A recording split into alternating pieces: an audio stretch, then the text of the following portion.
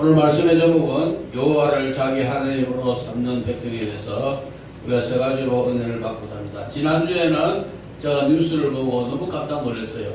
16개월 된 아기 이름이 정인인데 너무 얼마나 이쁜지 몰라. 그냥 막 애교부리고 그런데 그 애를 갖다가 학대를 얼마나 했는지 3번이나 경찰에 신고했는데도 우리나라 경찰은 그거를 받아주질 않았어요. 그래서 결국에는 양천경찰서 서장이 직위가 해제되고, 우리나라는 꼭 그래요. 사건이 난 다음에 그 사람 직위시키고 또 어떻게 하고, 그래가지고 지금 다시 또 아동학대로 이제 법이 너무 강경이 됐다고.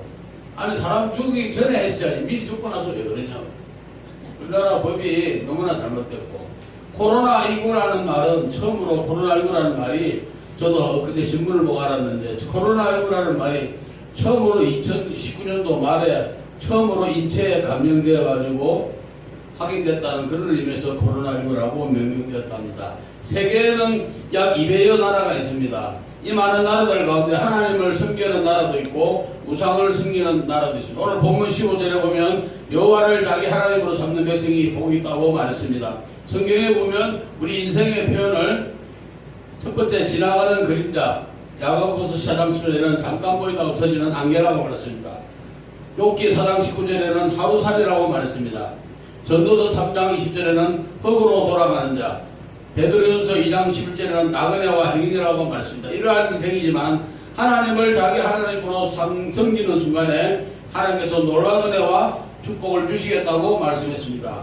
복이라는 것은 히브리 원문에 보면 번영, 번성, 형통의 뜻이 있습니다. 그러면 여호와를 자기 하나님으로 삼는 백성은 어떠한 복이 있는가에 대해서 우리가 세 가지 말씀을 상고하면서 함께 은혜를 나누고자 합니다. 첫 번째로는 자녀들의 장래가 형통해지는 복입니다. 우리 자녀들은 어리다가 장성한 나무 같으며 우리의 딸들은 궁전의 신앙대로 아름답게 다들 모퉁이 돌 것 같습니다. 저도 딸이 있는데 우리 딸이 35인데 얼마나 주일학교부터 교회를 열심히 다녔는지, 수련회 가서 세상에 남편을 만나가지고 얼마나 우리 사이도 착한지 몰라요. 그래서 지금 너무나 잘 살고 있어요. 그래서 제가 항상 내 혼자 하는 말이, 인생을 항상, 저도 군대 제대한 지가 79년도 제대했는데 76년도 가서 79년에 제대했는데 지금 벌써 65세가 됐는데 행위 하나도 없어요. 행위 아무것도. 우리 어머니 속만 속이고, 우리 어머니는 근사님이고 그냥 나 잘 되라고 목사 되라고 했다 일로 가면 절로 피해 다니고 이렇게 하다 어머니 돌아가신다 목사 됐지만, 그래서 자녀가 얼마나, 지금 우리 딸 학교 선생님도 얼마나 잘 되는지 모르죠. 그래서 자녀가 하나님께서 이것을 아시고 얼마나 좋아하는지, 그래서 우리를 먼저 축복해 주신다고 말씀했습니다. 그러므로 우리 인간은 한순간에도 하나님의 능력을 전적으로 의지하며 그를 존경하면서 살아가야 됩니다. 그러하면 하나님의 도우심으로 말미암아 어떠한 대적의 침척에도 우리는 보호를 받으면서 승리한 자가 될 수 있습니다. 두 번째로 여호와를 존경하는 자가 받을 축복은 번영과 평강의 시대를 영원히 지속하며 살아갈 수 있게 됩니다. 인간의 번영과 행복은 하나님께로부터 주어집니다. 또한 그것을 보장받고 지속하게 된 것도 하나님의 축복에 의해서 이루어집니다. 세계 강대국으로 축복받는 미국인들의 생활 의식을 살펴보면 모든 기초가 신앙의 토대 위에 세워져 있으면 하나님의 말씀을 생활 속에 형성되어 있는 것을 보게 됩니다. 하나님을 자기 하나님으로 삼는 나라, 하나님의 말씀을 율법으로 삼는 모든 족속들은 모두가 넘치는 축복 아래 평화와 기쁨 속에서 생활하는 것을 볼 수 있습니다. 하나님의 도에 행하지 않고 우상을 섬기는 나라는 보니까 얼마나 못 살고 어려운지 몰라요.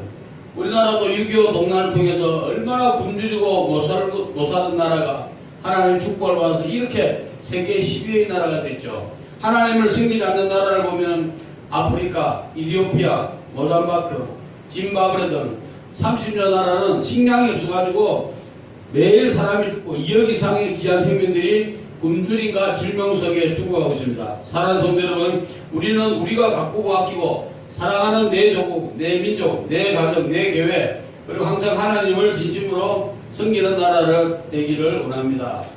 셋째, 여호와를 자기 하나님 삼는 백성은 여호와를 존경하는 자는 반석에서 흘러나오는 꿀로 만족함을 누린다 했습니다. 시편 81편 16절에 보니까 내가 반석에서 나오는 꿀로 만족해 하리라고 했습니다. 반석은 영원히 요동치 아니하는 견고한 토대로서 예수 그리스도를 상징하며, 반석에서 나오는 꿀은 하나님의 말씀 시편 19편 10절의 축복으로 의미합니다. 오늘날 많은 사람들이 욕구 불만의 병을 앓고 있습니다. 병원에도 가보면 별의별이 다 있어요. 신경쇠약, 정신착락, 강박성, 가민성, 우리가 알지 못하는 병들이 얼마나 많은지 몰라요. 그래서 우리 수많은 사람들이 인간의 욕구 불만에서 탈출해보기 위해서 향락 속으로 찾아갑니다. 그러나 독일의 게테는 말하기를 향락은 인간을 천하게 만드는 것이다. 인간의 욕구를 충족시켜 주실 분은 오직 하나님 한 분뿐이라고 말했습니다. 고린도서 3장 5절에도 보니까 우리가 무슨 일이든지 우리에게 난 것 같이 생각하여 스스로 만족할 것이 아니니 우리의 만족은 오직 하나님께서 난다고 말씀했습니다. 오늘도 하나님을 여호와를 청종하고 그것에 행하기만 하면 모든 일에 만족함이 넘치게 하시며 반석에서 꿀이 흐르는 하나님의 축복을 받게 되는 것입니다. 사랑하는 성도 여러분, 이제 2021년도 신축년입니다. 신축년에는 우리는 오늘도 여호와를 청종하는 생활을 통하여 첫 번째는 원수박이 서로서 보호받고, 두 번째는 번영과 평강의 축복, 세 번째 반석에서 나오는 꿀로 만족을 얻는 저와 여러분이 다 되시기를 예수 그리스도로 축원드립니다. 아멘. 기도하겠습니다. 사랑과 하나님